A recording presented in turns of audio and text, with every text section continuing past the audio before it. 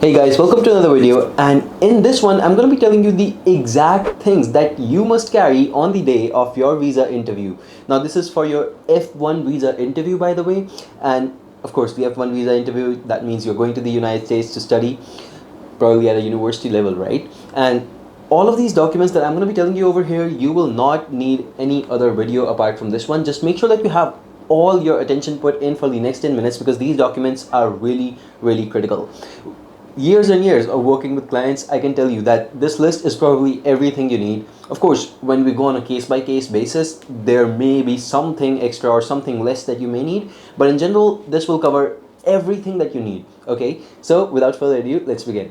The first document that you must carry on the day of your F-1 visa interview is, of course, the most important document to identify yourself, that is your passport. Okay, it has all the details about you, about your past travel, international travel at least, right? And you should keep that with you on the day of the interview.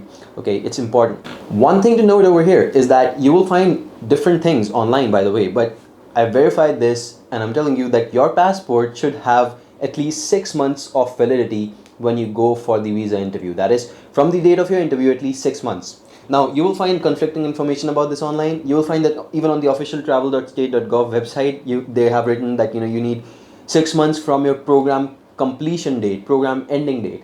But that's not generally the truth. We have verified it from the consulates and they told us that it's 6 months from the date of your interview. As long as your passport is valid, you should take it. Otherwise, go ahead, apply for a new passport or an updated copy of the passport, that is. Okay, great. So we'll move on to the second most important document, and that is your DS-160 confirmation slip.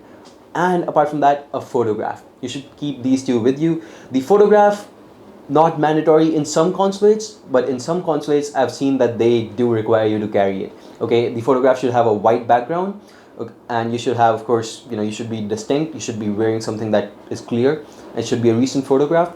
Apart from that, your DS-160 confirmation slip looks something like this, so keep that in mind. It's required on the day of your interview. The third most important document, the MRV fee payment receipt. You may have paid an MRV fee before you were able to book your visa appointment. You should carry some proof for that. Okay, it doesn't have to be an exact slip. Depending on how you paid it, you should have some sort of proof, right? Just make sure you carry that with you. Point number 4 is your SEVIS fee payment receipt. Some people also like to call this the I-901 SEVIS. Okay, so if you're going to study abroad in the US, then you're gonna have to pay this fee over here. Okay, and the amount changes every single year actually, so I'm not gonna be quoting any amount over here, but depending on your visa type, depending on when you're applying, you have to pay the SEVIS fee, right? And the chances are you've already paid it on the fmfje.com website, and you should take a printout of the fee payment proof and you should take it with you on the day of the interview. Here's a sample for you so that you can understand what it looks like. Point number 5 is your interview confirmation slip. So when you book your interview at the consulate, you will get a confirmation slip that looks something like this. You should keep this with you on the day of the visa interview. Point number 6 is your I-20. This should not be disregarded and should probably have been the first point over here, but again, the order doesn't matter. So make sure to have your I-20 document, which has all the details of your school, how much funds you need to prove to the consulate, how much you are proving the funds, in whatever way you're proving them. All of this information is available, who your DSO is, etc, etc. So keep that with you. The I-20 is extremely important.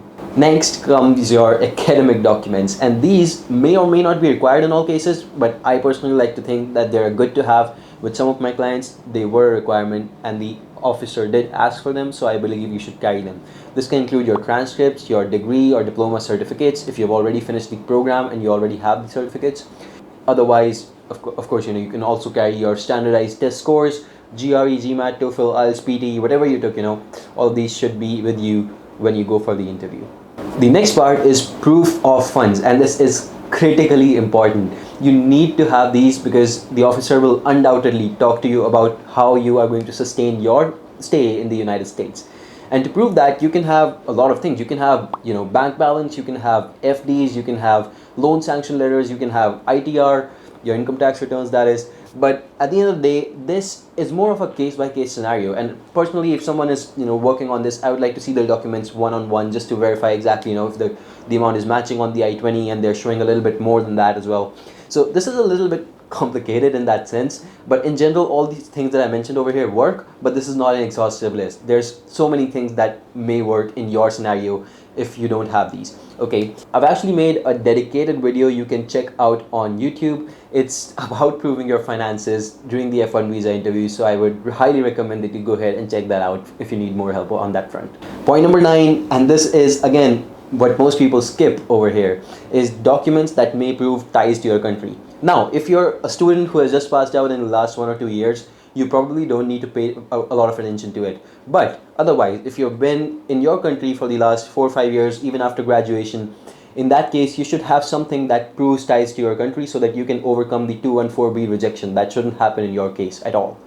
Now, in general, people like to think that these are property documents. You may have some property in your country, but property can be sold, right? So it's not generally the most amazing fit. Again, my recommendation is if your employer can give you a certificate that yes, this person, so and so person, is going ahead to study in the US for the next 2, 5, 4 years, whatever it is, and after they come back, we're going to hire them again, maybe on a upgraded position, promotions and everything should be included maybe. And with that, if you have that on the letterhead of your company with your manager sign on it, that's probably the best thing you can have. But again, like I said, you can always get a job in the US as well, right? So the consulate officer, so if they're in no mood to give you the visa, they may still withhold it, right? It's always up to you and how confident you are, how well you're able to prove it that yes, you're going to be coming back to your own country. You may have other reasons. There's millions of things you can say. There's things about your parents, your independent parents, that they can't really handle themselves, they're alone, they are going to be on a pension or without a pension, etc., etc. All kinds of things that you can say. But really, it's about making someone believe. It's about convincing them, and it's about your convincing power and the other person's mood as well, to some extent. Unfortunately, the process is built as such right now, and there's nothing we can do about it. So make sure that you carry some of these if you fall into these situations.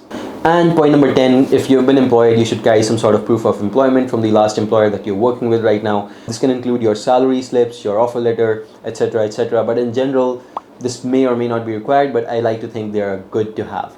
So in general, that's everything you need to carry, I assure you. But on a case-by-case basis, there can be other things, or there can be things that you don't need from this list as well. But in general, this list works very, very well, and I've been using it with clients all the time, and I assure you that if you use this list, you should have a 99% success rate just by using this list. I mean, in terms of documentation, you will have everything. How you attend the interview, of course, that we'll cover in a separate video. Okay, thanks for watching this one. Make sure to subscribe to the channel if you like the content that I'm producing.